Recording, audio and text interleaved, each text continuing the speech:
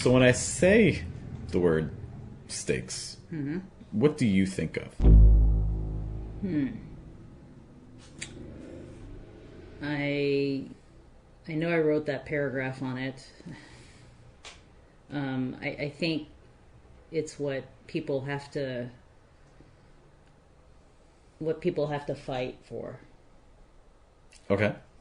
Can you give me an example? Sorry to put you on the spot. Yeah. Like I just wrote that poem about my mother and the horse, and I just had to I switched it around a bit because Barbara gave me some feedback. Okay, so let's talk about this poem. So what happens in the poem? What happens in the poem is my mother's undergoing chemo, and but she always talks about herself being a horse because that's the year she was born, the Chinese zodiac, and so the horse is supposed to be very hardworking, persistent, keeps on going. So she always has that mindset like throughout her whole life, and she always feels that. So that's what got her through the chemo, and she's always positive, upbeat about everything, and taking studying and everything. So she's always like that. But what she's also trying to do is she's also trying, and that's where I changed the focus. On in the third version that I just posted, I basically made it so that she's trying to tell me, because I don't have the same type of horse spirit that she has, because I'm born the year of the ram, and she always says, well, that's like a lamb, that's like not like the horse, and the horse is always the best. Okay, but anyway, so I don't have that kind of drive that she has.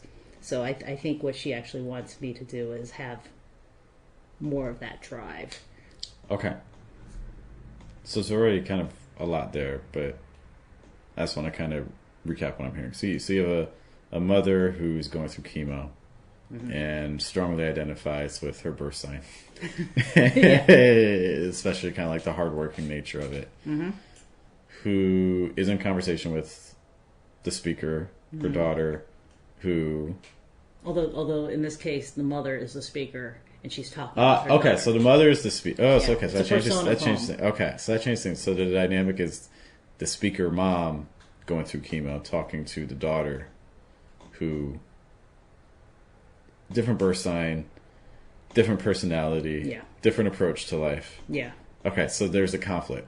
Right? There's familial conflict, there's personality conflict, there's just parenting, wanting the best for your kids and what you think is the best for your kids, and your kids may have a different view. Right. Cool. So all of these are great for world building. So then we need to get to the specific poem. What's kind of the central problem in the poem, do you think? Wait, the central problem of the actual poem? Or Of the actual poem. Focus entirely just on the poem. Okay, that needs to be improved about the poem? No, let me rephrase. So instead of the central problem, that maybe like what's the biggest tension in the poem? Yeah, the biggest... What's trying to be solved? Yeah, the biggest tension in the poem is actually between the mother and the daughter, and how the mother is trying to show through her life, through all that she's done, especially through battling through cancer and the chemo and the radiation and all that. She's trying to show that to the daughter that it's more than just the daughter kind of nursing her through it, but it's more about the attitude, the mindset towards life that she wants to share with her. Why does she want to share this with the daughter now? Like, what's instigating this moment in the poem? You mean why? I think she's always... Okay. Because right now we're talking a lot about kind of just general situations, but what's the specific story in the poem? Like, what's the moment that we're really focused? Like, did the daughter fail a test and she's upset about it, or no? It was none of that. It was just maybe I need to develop it more. But I think what it is for the first time, the mother has to depend on the daughter. Okay, because the mom's sick. Okay. So but I didn't capture that part about having to drive her to all the. that's good. We're not writing the poem right now. We're just kind of we're talking through it because we're trying to see what the stakes are, right? Okay. So now things have changed. So in addition to everything we said, it's also this almost sounds like moment of realization for the mom where it's like, oh wow, I am the horse and I strongly identify with all this like work ethic and stuff like that. But now there's a but, right? But I'm unable to take care of myself. And so now I'm suddenly reliant on this other person for help. Am I reading it right? Yeah. Okay, so now we're getting closer to the stakes. Okay. Before I say what I think the stakes are, did you want to tell me what you think the stakes are? There? Okay, so the emotional stakes. Without even reading this, we'll talk about this in a moment, but just like talking through the poem. I think now that we're talking about it, I think that it's clear to me that I need to shift the focus a little bit. Because, yeah, she would always talk about how she felt like usually she's the boss, she's the manager, she's running the show. And she told me the whole time, but then she could take the taxi. But then when this started going on, then next thing, she doesn't like driving. So she gave away her car. But okay. Anyway, so then what happens is then I had to drive her all the time. And I had to take her to all these things and help her. Yeah. So you're adding a lot of things that I think are outside the poem, which are true and valid and kind of inform us as we're writing it. But in the specific world of the poem, what I'm getting at is what it sounds like to me are the stakes. It sounds like identity is at stake. You have a mom who strongly identifies as being very independent and hardworking and being able to do things her own way without assistance. Right. Who now is battling with the idea that I can no longer do that. Yeah. And so what's at stake is how she identifies herself, because there is a need for change. Because in the world that you've created in that poem, the two realities can't coexist. And it's the coming to terms with the new reality while still kind of living in your mind in the past reality. So it's that coming to terms. And if she accepts that new reality, then she's also accepting that she is no longer, in a way, a horse. Right? Sure. Or she's certainly a different horse. Yeah, that's right. That to me sounds like it's what's at stake. Is the mom's identity. Yeah, I think you're right. She says it all the time. She even still says it right now. She says, "I have to follow her. I have to follow her," and she's like pointing at me. She goes, "Now she's the boss. I'm not the boss." Yeah. Yeah, she has a lot of problem with that because she's very into being independent and self-sufficient. Yeah. Okay. Stakes don't always have to be necessarily about like that kind of internal like self-actualization kind of level. It can be as much as, why do you have a job? You have a job to earn money. Cool. Why do you earn money? Earn money to pay your bills. Cool. Why do you need to pay your bills? Well, if I don't pay my bills, I'm not going to be able to live in a house. Cool. Why do you need to live in a house? Do you see the change? So this is how we can kind of start to understand, why are we doing the things we're doing? There's always stakes. It's not always high stakes, but there's always some sort of stakes involved. Okay. Any questions about that so far?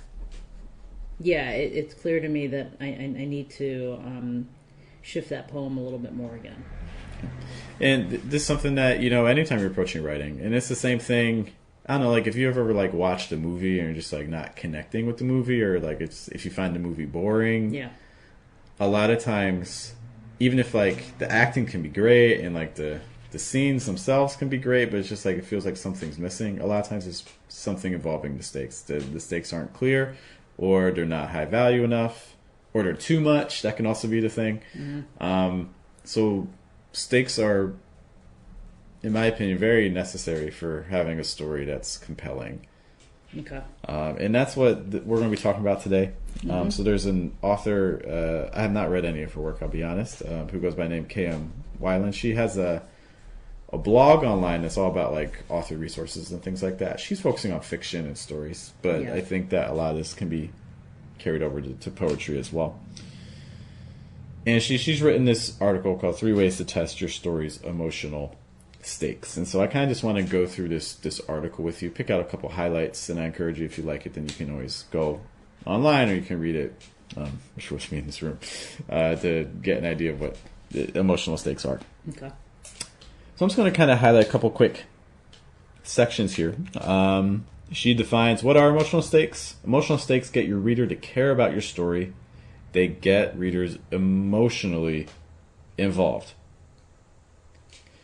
If you fail in this department, she writes, readers are only going to skim the story's surface and struggle to engage with it. Kind of like what we just said about the movie, right? Mm-hmm. The lack of emotional engagement can also create separation between your viewer or your reader and your story as well. They'll never actually feel like they're invested in the story or a part of it. Okay, which can also lead to things like suspension and disbelief. Like when you start a poem, when you start a story, there's this agreement that happens between you and the writer where it's like, all right, I as the reader am willing to believe that in the world you're creating, this is possible, this is possible, this is possible. Even if in the real life that would not be possible. Okay, you're creating the world and you're kind of setting the parameters. But you can push it too far. Depending on how you stage it, depending on how you present it, depending on also, for instance, the stakes. So what KM has done in this article is she's given us 3 different tests that we can use to kind of evaluate, are our emotional stakes doing what we need them to do. The very first thing she mentions is people. Does your story feature important relationship characters? And I think in poems don't always necessarily have like people, characters and things like that, but you want to be kind of thinking about the dynamics that you're introducing. Like for instance, if you're doing like a nature poem, just like the objects in nature that you focus on, you know, or it could be the abstract concept that you're focusing on a poem. Whatever it is, whatever the items are, there can be still stakes that are involved with them. They still become characters in a sense, right? One example she gives is the Castaway. Have you seen Castaway, the movie? Yeah, with the volleyball. I have not actually seen it, but I think it's enough. I've seen it. Yeah, I mean, it's like 3 times. Just 3 times. Okay. Yeah, okay. A lot. But it's been a long time. The last time I saw it was a very long time ago. So, like for instance, you know, it's him and the volleyball. The volleyball's not real or whatever that ball is, but you know, there is still a relationship between them, and so we want to make sure that that interplay between the characters, whoever they may be, is an interesting element for the story. It moves the story forward. It's not enough, like KM mentions this, it's not enough just to put 2 characters in a room together. Right. The key things that she identifies for the relationships are that the relationship has to push the character towards some sort of goal that the character wants. Okay, it has to be an actual part of the journey. Okay, so the thing to ask yourself is, how is this relationship that I've created between characters, how is this moving the poem forward? How is this moving the speaker or whoever the protagonist is closer to what they desire? Okay. In addition to that, you can also almost have it as a metaphor or a foil or some sort of parallel to the transformation that the speaker is going through or the main character is going through. These are the first elements that KM mentions for emotional stakes. Okay. So when we have relationships, how's this relationship in the poem or the story? How's it moving everything forward? Okay, not just a relationship, just to have a relationship in there. And then 2, how is it also kind of capturing the transformation that the character is going for? Okay. Let's go back to your poem about your the speaker and the daughter. Mm-hmm. Okay. how do you think that relationship dynamic is impacting the journey of the speaker? I think it's impacting the speaker very much because it's almost like they have to have a partnership to go through that whole journey, that whole breast cancer journey. Yeah. So I think that before that, because my father had passed away the year before, but before that, my mother was relatively independent, except for he drove around a little bit. But then after he passed away, she went to Hong Kong, right? So she was helping her mother.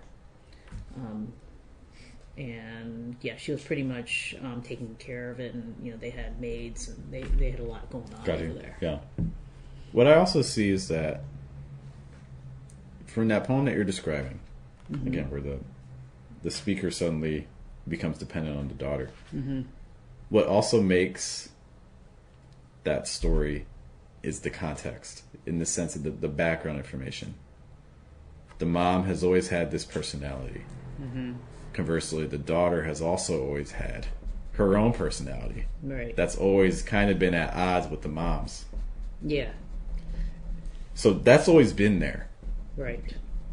But now the tension is amplified because now the mom is dependent on the daughter in the case of the poem. Right. So that's what I see. If we're taking a look at this first test of does your story feature important relationship characters, that's where I see that dynamic where it's like, yeah, these two characters, they're family. They assumably like love each other and care about each other, but they've never had to deal with each other in this sort of context where suddenly the conflict becomes very much amplified. Right. Right. So that's what the poem's exploring. And that also kind of does that second thing too, because it's also capturing the speaker's transformation. Right. I'm becoming more dependent on my daughter, and now my own personal identity is changing to becoming someone who is dependent, angrily dependent, or frustrated, independent. Yeah. Okay. Yep. Questions on that? Does that make sense? Yeah, it makes sense. I need to kind of shift the focus of the poem to include that. Not an editing workshop, right? We're just kind of like talking through things. But there's probably things that we could probably amplify based on our discussion. Yeah. I think what I found sometimes is because I took that writing class. I found that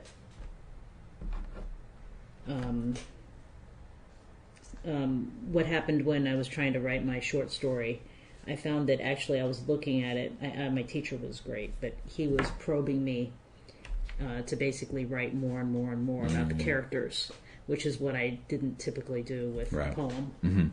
And I think sometimes that people who write short stories or stories in general, they are much deeper into developing that character versus doing something that's very surface.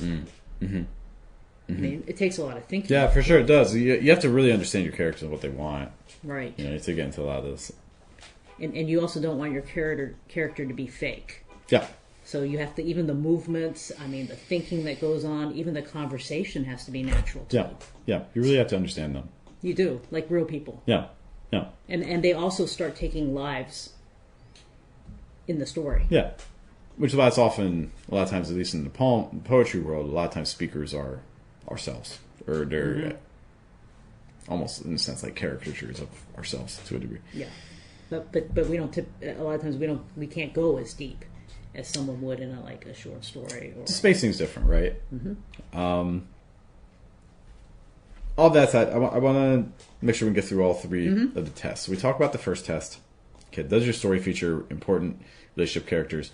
Our second test: does your story feature pertinent interpersonal conflict? Related to the first point, but a little bit different. Okay, so the first one's kind of just asking you, does your story actually have this? And the second one is going just kind of like a touch deeper into it. One of the things that Cam writes that I like: the stakes arise when a relationship and its positive outcomes are important to the protagonist's personal development, and yet that outcome is in serious doubt. Okay. The characters have to be complex, and it can't be a guarantee that we're going to get what we want. Right? There has to be a possibility that it's not going to work out. I think in the case of the poem that we're describing with the speaker and the daughter, I think we have that because there's tension and that the speaker doesn't want to change. So there's a possibility. There's two possible outcomes, right? The speaker begrudgingly can accept the situation and change, or the speaker can stay in denial and just be like, I'm still independent. I don't care what you do to help me out. I'm still, those are the two paths we can take, right? So it's not a guarantee that the speaker's going to change their mind. Yeah. And that's the tension. Yeah.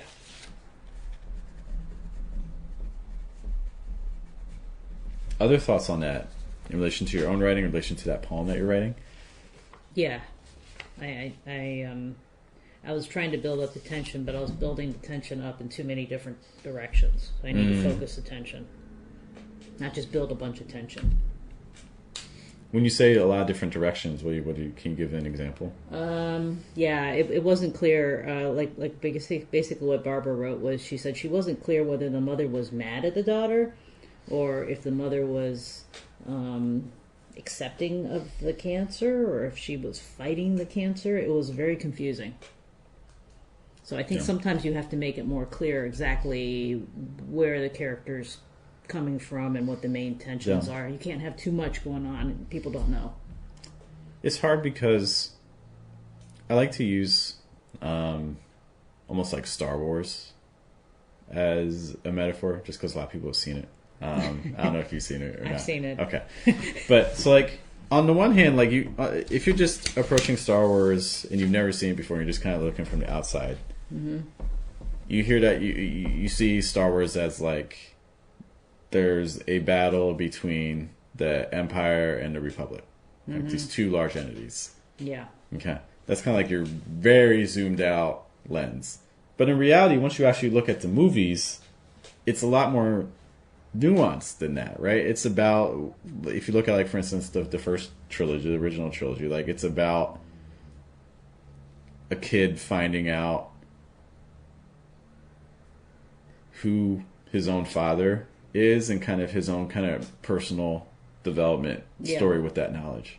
There's the background. Yeah, there's the war in the background, and there's the Force, and there's all this stuff happening in the background. But at the heart of it, the real story isn't that. That's just the context. The real story is that almost the identity shift, that growth that Luke has to go through.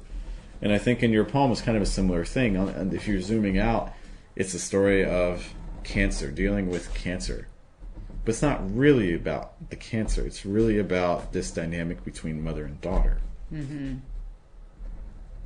Yeah. It's like you need the background stuff. The background stuff informs everything else, and it adds more tension. Like in Star Wars, that situation with the Empire, like it pushes Luke to do things that normally he wouldn't do. Right. In the case of like your poem, like you need the cancer to introduce that new dynamic between the characters, but that new dynamic is the central focus. Yeah.